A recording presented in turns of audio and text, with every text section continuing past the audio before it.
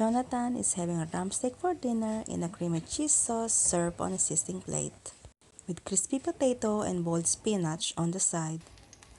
This is very simple and very delicious to make. You don't have to go to the pub or the restaurant just to enjoy this. First of all, we have to heat up the sizzling plate and the pan for the creamy cheese sauce. The sizzling plate should be on a high heat while the pan for the creamy cheese sauce will be on a medium heat. All we have to do is we have to pour some olive oil and saute the garlic. After sauteing the garlic, we have to pour in some double cream with some Stilton cheese and some black pepper. While preparing the cheese sauce, we now have to put the rump steak on the sizzling plate.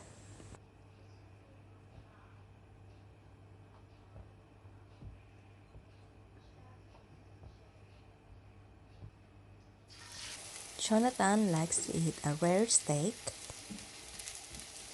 browned around the sides and bright red in the middle. We have to cook this 2 to 3 minutes on each side. We have to season the steak with salt and pepper.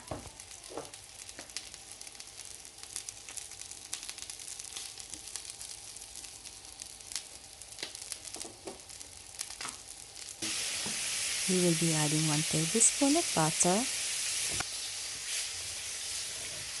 and we will be pouring some white wine,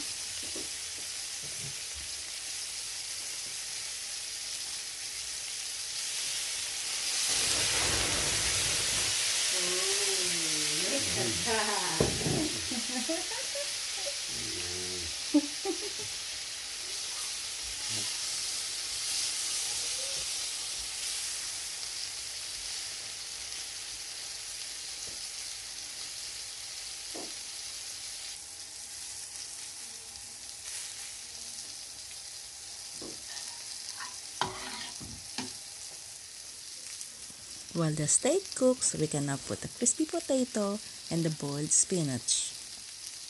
I cook the crispy potato and boiled spinach in advance, as the steak and the creamy cheese sauce will only take few minutes to cook.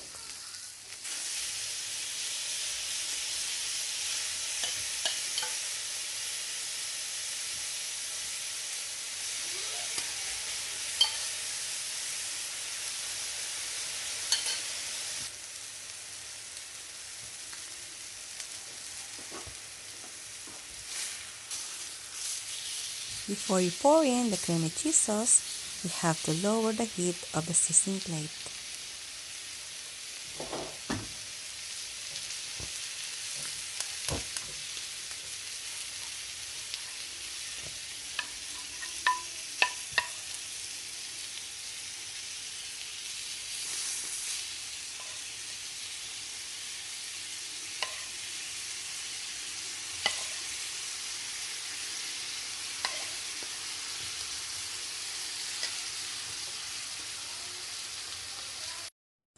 Turn off the hob and it's now ready to serve.